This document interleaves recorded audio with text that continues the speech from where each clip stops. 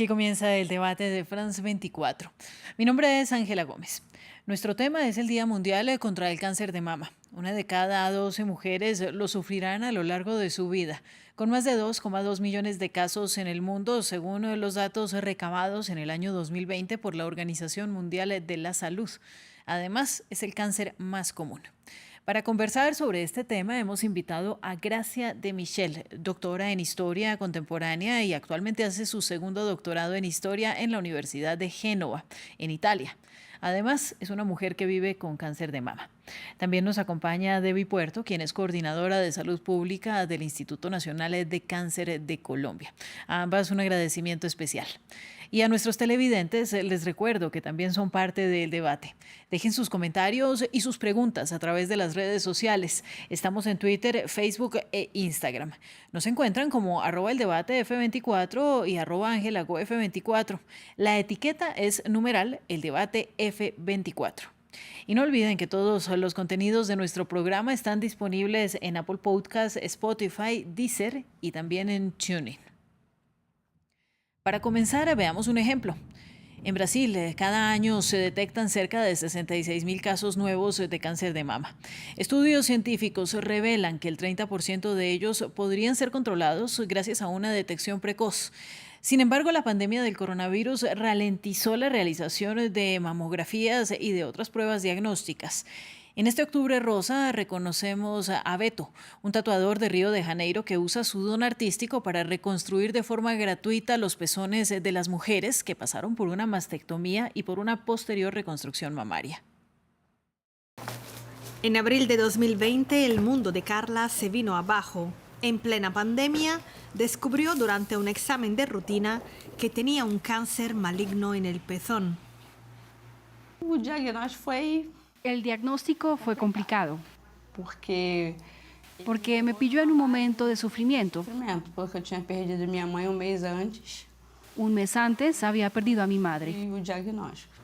Los médicos se retiraron la areola de su seno. Además, Carla tuvo que pasar por un ciclo de quimioterapia.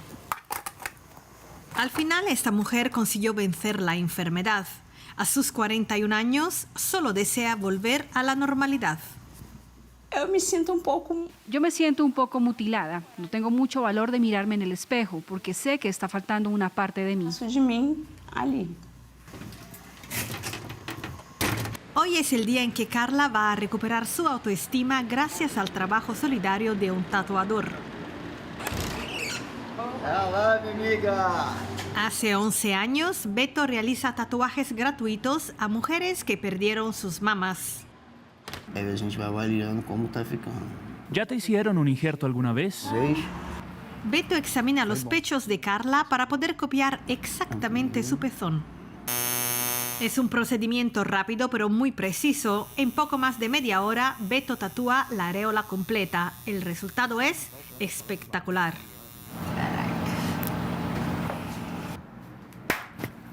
Yo no veía a Carla, veía otra persona.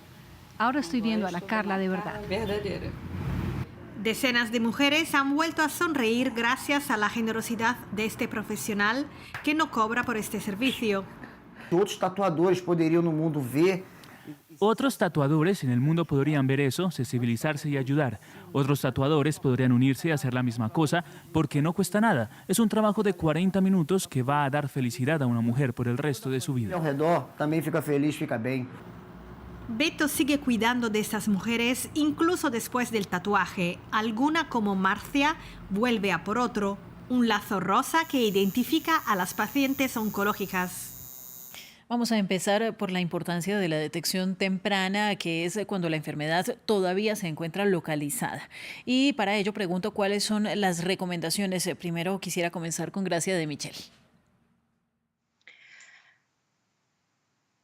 Hola, sí, bueno, yo no estoy en la posición de recomendar nada porque soy una historiadora y una activista. Seguramente la detección precoz es importante, pero también lo que cuenta mucho en la sobrevivencia es la biología del tumor. Digamos que los cánceres de mama se pueden distinguir en más o menos 3 tipos. Un primer tipo es un cáncer que es invasivo, es decir, que se puede difundir a otras partes del cuerpo, pero se encuentra cuando aún está localizado en el pecho o en los ganglios, y responde a las terapias disponibles actualmente. Hay otro tipo de cáncer de mama que no pone en peligro la vida de la persona, de la mujer que lo padece, pero al mismo tiempo hoy en día, basándonos en los conocimientos que son aún limitados que tenemos, lo tratamos y a veces las pacientes se ponen enfermas después por culpa de los tratamientos. Y hay un tercer tipo de cáncer de mama que desafortunadamente es muy agresivo, no responde a los tratamientos disponibles actualmente y la paciente se muera. Y de hecho se muere. Y por ejemplo, hoy en día en la mayoría de los países de Europa Occidental y Estados Unidos, en un 30% de los casos de cáncer de mama son fatales para las mujeres. Bien, y Debbie, su recomendación desde su lugar de trabajo y desde su rol de combate contra el cáncer de mama. Bueno, muchas gracias. Definitivamente la detección temprana de este cáncer es fundamental para mejorar la sobrevida de las pacientes y reducir la mortalidad.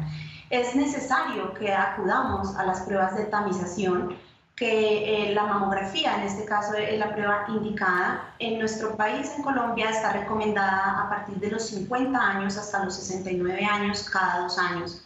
Y las mujeres a partir de los 40 años deben acudir a un examen clínico de la mama por el médico general, pues que tiene un entrenamiento específico para este examen clínico, se realiza anualmente. Y adicionalmente concientizar a las mujeres frente al autoexamen como una medida de conocimiento, de amor propio, para aprender a conocer nuestras mamas e identificar signos o síntomas de una manera temprana.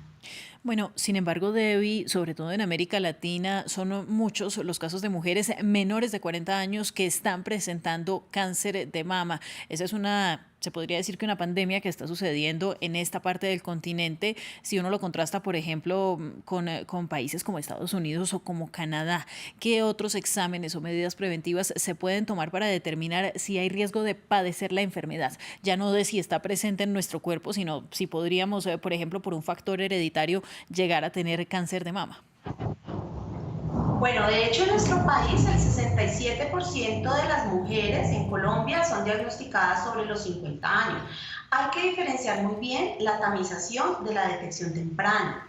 Las mujeres, no importa la edad, que tengan signos o síntomas, deben acudir de inmediato a los servicios de salud para brindarles todas las pruebas diagnósticas necesarias. Esta detección temprana es independiente de la edad. La tamización es cuando no hay signos y no hay síntomas y buscamos identificar la enfermedad en etapas muy tempranas. Ahora bien, existe población que tiene riesgo aumentado, como por ejemplo las mujeres con mutaciones familiares, con riesgos genéticos hereditarios que tienen también unas medidas muy especiales y requieren iniciar la tamización en edades muy tempranas. Pero esta población en riesgo es la minoría. La mayoría de las mujeres con cáncer de mama no tenían signos o síntomas identificables de una manera pronta y no tenían un factor hereditario. Es decir, nosotros nos debemos enfocar en la población general, en la población promedio. Lo que tú dices es muy cierto. Hay mujeres menores de 50 años, mujeres jóvenes que presentan esta enfermedad. Por lo tanto, es necesario hacer el autoexamen cada mes para conocer nuestras mamas, consultar de inmediato ante cualquier cambio y desde los 40 hacer el examen clínico de la mama anualmente. Pero sin importar la edad, hay que acudir de inmediato a los servicios de salud. Lo que pasa es que la mamografía, como prueba de tamización, antes de los 50 años presenta algún riesgo de tener falsos positivos, falsos negativos y reduce la sensibilidad y la especificidad porque en mujeres jóvenes las mamas son muy densas, entonces puede ocasionar errores en la lectura. Por eso se recomienda en nuestro país desde los 50, pero esto no quiere decir que las mujeres en cualquier edad con signos o síntomas puedan acudir de inmediato al servicio de salud. Es una alerta. Y este mes rosa y la fecha de conmemoración del cáncer de mama nos invita a esta concientización a todas las mujeres sin importar la edad y también a los hombres, ¿no? Gracias. Leyendo un poco acerca de su historia y de lo que usted ha compartido en Internet, usted ha dicho que uno de sus grandes cuestionamientos cuando descubrió la enfermedad es que el cáncer no puede aparecer porque sí y que muchas veces no hay explicación para las mujeres que lo padecen. ¿Qué respuestas ha encontrado a lo largo de estos años en los que se ha dedicado a crear su blog, a hacer activismo y a encontrar redes de apoyo en otras mujeres? Sí, es una pregunta que yo me hice desde el principio y de hecho me quedé bastante sorprendida porque fue la primera pregunta que hice a la doctora que me comunicó mi diagnóstico y me contestó que es imposible saberlo, pero al mismo tiempo me dijo que estaba segura que me iba a curar. Y yo soy una historiadora, entonces mi trabajo es establecer conexiones de causa y efectos entre los fenómenos. Entonces me parecía bastante raro que después de tantos años de investigación, de tanto dinero que se ha recaudado también con... a través de fechas como esta, a través del Lazo Rosa, aún no se sabe prácticamente nada de las causas del cáncer de mama, sobre todo en las mujeres jóvenes y sin ningún factor de riesgo y sin ninguna mutación genética hereditaria como yo. Y al mismo tiempo me parecía muy raro que a pesar de esta falta de conocimiento sobre las causas, esa doctora y todos los otros doctores, los otros médicos, los otros profesionales de la salud con que he hablado siempre me han dicho que estaban seguros que iba a sobrevivir, que me iba a curar. Y sigo preguntándomelo y haciendo esta pregunta, pero el problema es que las causas no se conocen. Hay seguramente más exposición a interferentes endocrinos, en mi caso, por ejemplo, y también factores diatrógenos. Por ejemplo, en mi caso, cuando mi madre estaba embarazada, le dieron como tenía más de 35 años, le dieron mucha progesterona y ahora están saliendo estudios que muestran cómo la exposición a una forma particular de progesterona sintética durante la vida en útero hacen subir el riesgo de desarrollar cáncer y también cáncer de mama. Entonces, lo que he visto a través de mi experiencia es que seguramente entre las mujeres hay esta necesidad de saber más sobre las causas del cáncer de forma que se pueda prevenir el cáncer verdaderamente, o sea, no simplemente detectarlo de forma precoz cuando ya está ahí, sino evitar la exposición involuntaria a factores que aumentan nuestro riesgo de desarrollar la enfermedad. Bueno, y si hablamos un poco de esos factores, porque uno de los datos que me llamaban la atención al leer sobre este tema es que, por ejemplo, las mujeres que lactan a sus bebés durante varios meses podrían disminuir ese riesgo de cáncer de mama. Por el contrario, como usted lo mencionó, una mujer que decide ser madre después de los 35 años podría estar aumentando su riesgo de padecer este cáncer. Lo mismo una mujer que por alguna razón decide o no puede lactar a su bebé. Es decir, hay varios factores de riesgo, pero hay algunos que están demasiado abiertos. Entonces, por ejemplo, el consumo de alcohol podría aumentar el riesgo de cáncer de mama, pero ¿qué es un alto consumo de alcohol? ¿En qué cantidades? ¿Para qué mujeres? ¿Qué grupos poblacionales? Claro, sí, es absolutamente así. De hecho, estos factores de riesgo conocidos no aparecen en más o menos el 70% de los casos, a lo menos en Europa Occidental y en Estados Unidos. Entonces, las preguntas sobre las causas están siempre ahí. O sea, si en el 70% de los casos no hay factores de riesgos supuestamente conocidos, ¿cuál es la causa del cáncer de mama? En los años 90 había un movimiento de base entre las mujeres estadounidenses que pidieron al gobierno federal más investigación precisamente sobre las causas de la enfermedad. Y creo que aún están esperando que se investigue más al respecto, porque se hizo más investigación sobre los tratamientos de algunas formas de cáncer de mama, porque decir cáncer de mama es como no decir nada, porque hay de muchísimos tipos y distinto uno dentro de otro, uno desde otro.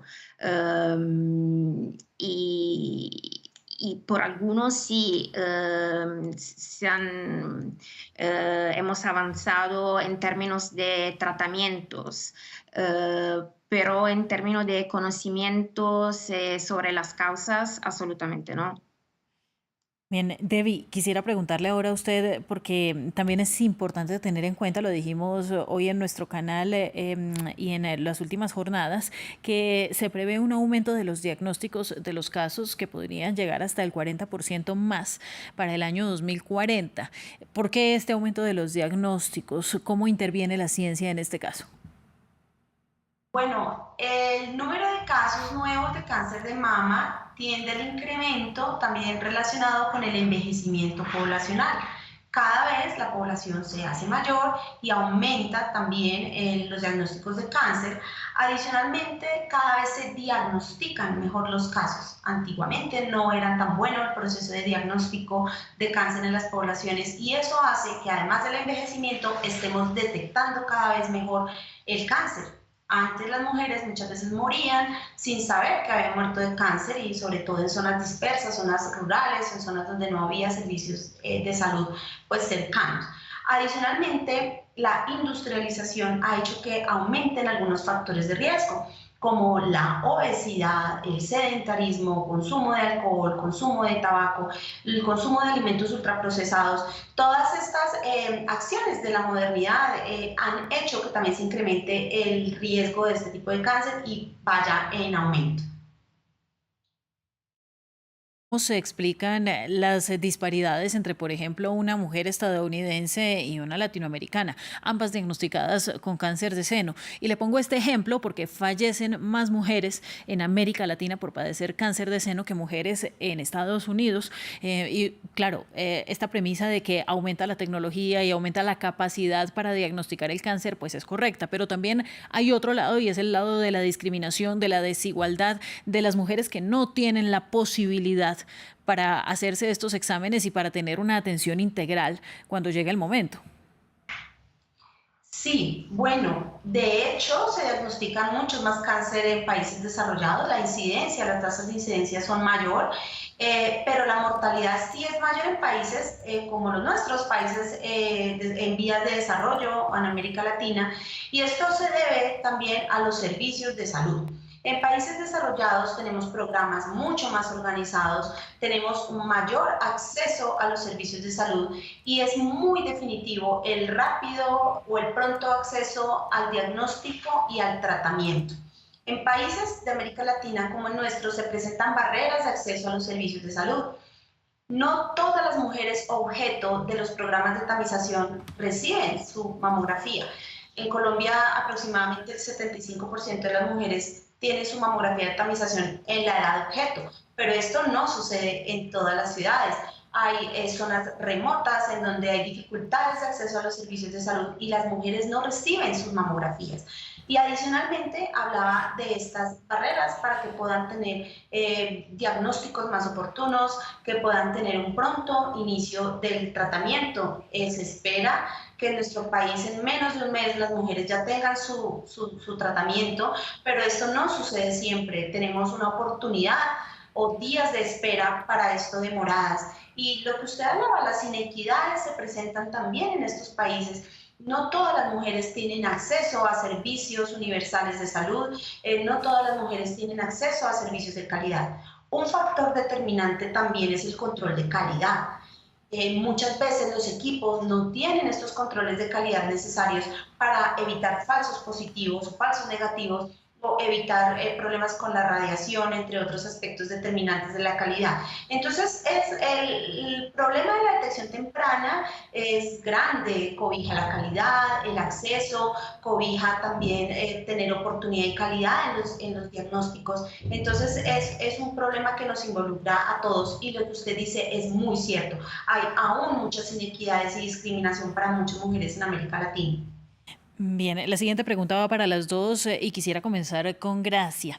Se cumplen este año 30 años desde la creación de la campaña llamada Lazo Rosa o conocida como Lazo Rosa, que fue creada en Estados Unidos por la empresaria Evelyn Lodeir de Estée Lauder y que creó esta fundación de investigación del cáncer de seno. Y a esta fundación, si bien le debemos avances para conocer sobre el cáncer de mama y sobre todo cómo mantenernos con vida si es que llega el momento de sufrir la enfermedad, pues también el Lazo Rosa se ha asociado con una muy amplia campaña de publicidad que no necesariamente aporta a las víctimas, sino que más bien las invisibiliza. En ese sentido, ¿usted qué opina, Gracia? ¿Nos representa o no nos representa? Bueno, antes de contestar a la pregunta, quería añadir una pequeña cosa, porque hay una pequeña historia detrás de la historia del Lazo Rosa de Evelyn Lodeir. El primer lazo por el cáncer de mama no era rosa, sino era más color melocotón, color salmón, y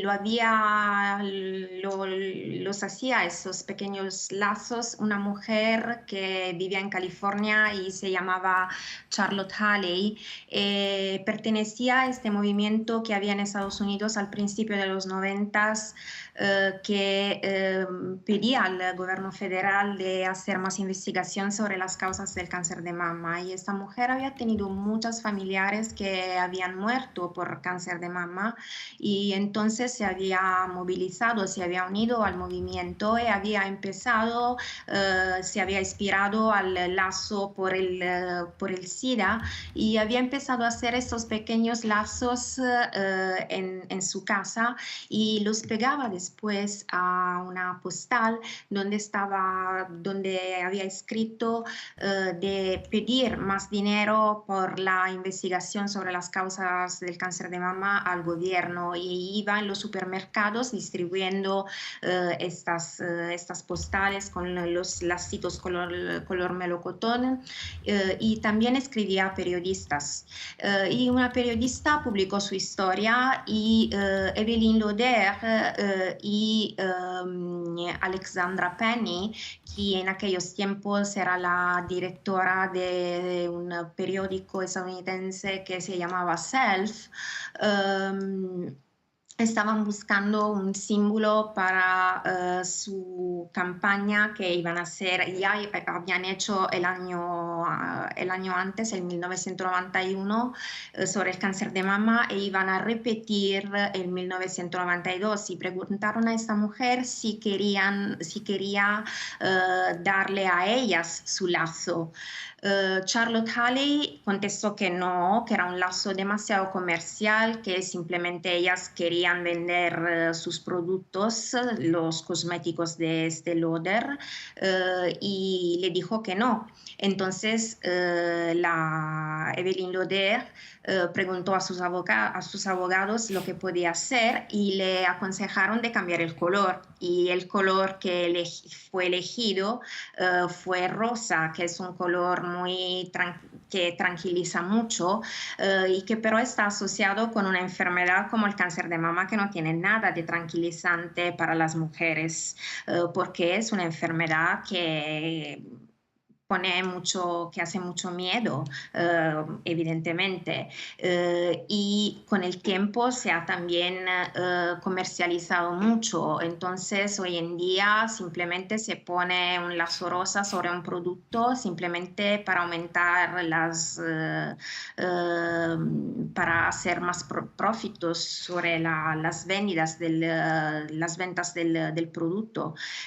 Y es por eso que bastante mujeres con cáncer de mama en los primeros 3 estadios de la enfermedad ya no se reconocen en él, y todavía más las mujeres que padecen cáncer de mama metastásico, porque claramente es el 4º estadio, el estadio final de la enfermedad, lo que no es rosa para nada, que no ayuda a vender productos, y entonces está totalmente invisibilizado. Debbie, ¿su opinión?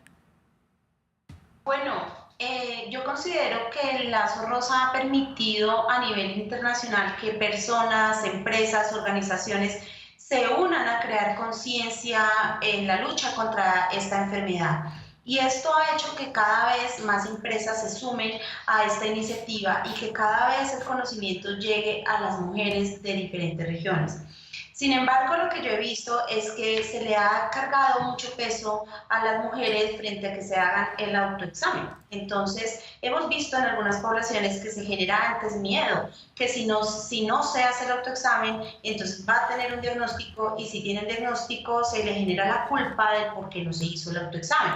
Y lo que hemos tratado nosotros desde el Instituto Nacional de Cancerología es que no únicamente se le cargue este peso a las mujeres diagnosticadas en que no se hicieron un adecuado autoexamen, sino que definitivamente esto es un conjunto de acciones que contribuyen a la detección temprana, y es necesario favorecer muchísimo más e involucrar a las mujeres sobrevivientes de cáncer, es decir, cada vez involucrar las acciones de conciencia también a estas sobrevivientes que tienen mucho por dar y mucho por educar a otras mujeres. Entonces creo que aún nos falta mucho más para hacer que este lazo represente a las mujeres sobrevivientes, y tenemos también que mejorar un poco el simbolismo frente a este miedo que se le puede generar a las mujeres en relación al autoexamen. Pero sí ha permitido generar conciencia en las poblaciones, recaudar fondos para investigaciones, y ha permitido pues, que cada vez más personas hablen de esta enfermedad. Bueno, pero lo que sí podemos decir es que el lazo evidentemente sí ha causado un efecto de romanticismo alrededor de la enfermedad, que por ejemplo cuando vemos las publicidades al respecto se asocia mucho con la ternura, con la suavidad, pero pues hay muchas realidades más allá de eso que nos describía hace un momento Gracia. Entonces les pido a las dos que hablemos por un momento de ello. Hablemos del dolor físico, del dolor de huesos, las lesiones en la piel, la pérdida de cabello, eventualmente la pérdida de una parte tan importante de nuestro cuerpo, porque la enfermedad es a veces tan normalizada que se nos olvida lo que realmente es ser una persona que padece uno de los cánceres más comunes en el mundo. Gracia, comienzo con usted. Sí, así es. Es como dices tú, se ha normalizado completamente la enfermedad. O sea, es normal que una mujer a una cierta edad tenga un cáncer de mama. Y no es normal para nada, y no es normal tener que pasar por una mastectomía, por una quimioterapia, por ejemplo, como pasa en el caso de la forma más común de cáncer de mama por un tratamiento endocrino que ahora se suministra durante 10 años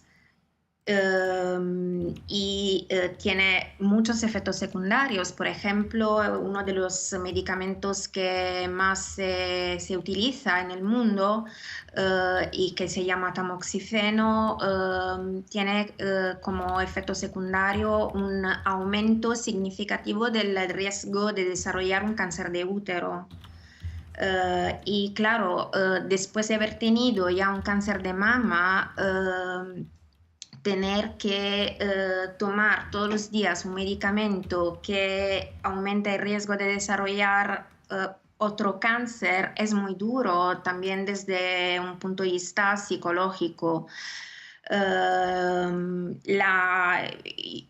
Prácticamente casi todas las mujeres con que he hablado me han dicho, y son muchas, me han dicho que la vida no vuelve como antes, en el sentido que se sigue con el miedo que se pueda tener una recaída y no es simplemente miedo, sino que si el cáncer de mama puede volver también después de 20 años, por ejemplo, como pasó muy recientemente en el caso de la actriz Olivia Newton-John.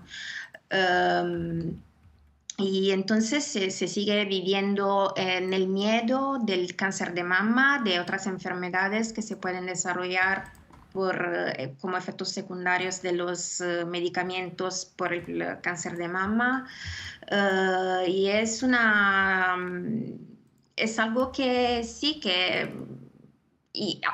por encima tenemos siempre las mujeres que tienen la enfermedad casi como requisito. Tienen que siempre seguir sonriendo y ser optimistas y ser positivas y contar como el cuento de hadas de la enfermedad que nos ha cambiado la vida y nos ha mejorado. No creo que es así.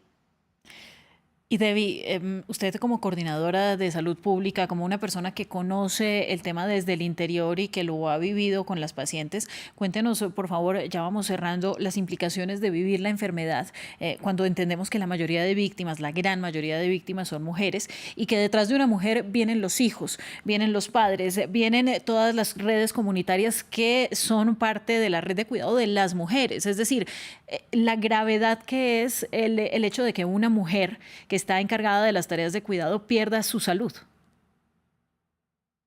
Sí, de hecho, como lo decían ustedes, esta no es una patología para romantizar porque mata. Cada año en nuestro país mueren más de 3.000 mujeres por esta enfermedad y es una enfermedad que no le afecta solo a la paciente ni a los servicios de salud. Como usted lo decía, es una enfermedad que afecta a todo el núcleo familiar. Es una mujer que debe dejar de producir, dejar de trabajar, requiere unos cuidados especiales, está su familia y adicionalmente cambios físicos importantes. Es una enfermedad para varios años que requiere un tratamiento farmacológico bastante largo, en donde durante el tratamiento se tienen, si se quiere decir así, pérdidas importantes en la autoestima por pérdida del cabello, puede ser por una mastectomía, por dolores físicos importantes. Entonces, esto es una enfermedad que involucra la autoestima de la mujer, su calidad de vida, su economía, su vida social y su vida familiar. En ese sentido, sí necesitamos muchísima red de apoyo y trabajo con los cuidadores porque no es fácil enfrentarse a esta enfermedad que es de la familia. Requerimos apoyo para la familia, apoyo para la paciente y todo un proceso de apoyo y de tejido social en donde necesitamos ser más compasivos con nuestras pacientes, en donde necesitamos generar mayor apoyo del Estado, de la sociedad y poderle dar a estas mujeres un soporte para que puedan superar la enfermedad. Claro que sí, que después pueden ser unas mujeres que pueden ser mostradas como fuertes, resilientes, sobrevivientes, pero mientras se da la enfermedad necesitan muchísimo apoyo, muchísimos cuidados y todo un soporte que necesitamos mejorar porque las estamos dejando un poco solas. No es solamente el medicamento ni el servicio de salud. Hay un trasfondo importante económico, gastos de bolsillo, bueno, muchas cosas en las que debemos apoyar a las mujeres. Por lo menos en el instituto tenemos talleres con organizaciones de la sociedad civil en donde se les enseñan a hacer muchas actividades, por ejemplo, actividades de cómo lucir el cabello o pelucas, Debbie, cómo hacer pañoletas. sobre Entre todo otras sobre cosas. todo eso que usted nos describe, es que ya nos quedan solamente 2 minutos de programa. Le quiero pedir muy rápidamente su conclusión, pero me parece muy importante todo lo que menciona. Y aquí yo quisiera cerrar este programa hablando de que nos convertimos todos en una red de cuidado. Tanto si la persona es una paciente con cáncer de mama, como si es una persona que tiene a alguien que quiere, que padece la enfermedad, o siendo una mujer, pues tiene usted o tengo yo la posibilidad de sufrir la enfermedad. Así que para el cierre les quisiera pedir a las dos muy rápidamente la conclusión de la importancia de tener redes de apoyo. Debbie. Gracias. Yo. Listo. Bueno, mi conclusión es que esta es una enfermedad que nos involucra a todos. Y en ese sentido debemos convertirnos en apoyo. Si somos pacientes, dejarnos ayudar y vivir el proceso. Y si somos cuidadores, capacitarnos, entrenarnos y entre todos poderle brindar a nuestras mujeres con cáncer una tranquilidad de que va a estar bien, vamos a salir adelante y cada vez vamos a luchar porque se detecte más tempranamente la enfermedad. Bien, y gracias. Sí, seguramente es importante la red de apoyo y no solo desde un punto de vista físico, sino también desde un punto de vista político. A mí me salvó literalmente la vida y el alma una asociación estadounidense que se llama Breast Cancer Action y que trabaja porque baje la incidencia del cáncer de mama y se haga más prevención primaria, o sea, se vaya más allá de las mamografías y de rosa. Pues gracias a las dos por compartirnos sus historias, su experiencia valiosísima y sobre todo lo que todavía nos falta por entender sobre este tema. Eso es todo por hoy. En nombre del equipo les agradecemos su sintonía. La producción de este programa estuvo a cargo de Laura Garzón y la producción de invitados a cargo de Tania Herrera y Samuel Salgado. Gracias a ustedes. Nos vemos próximamente.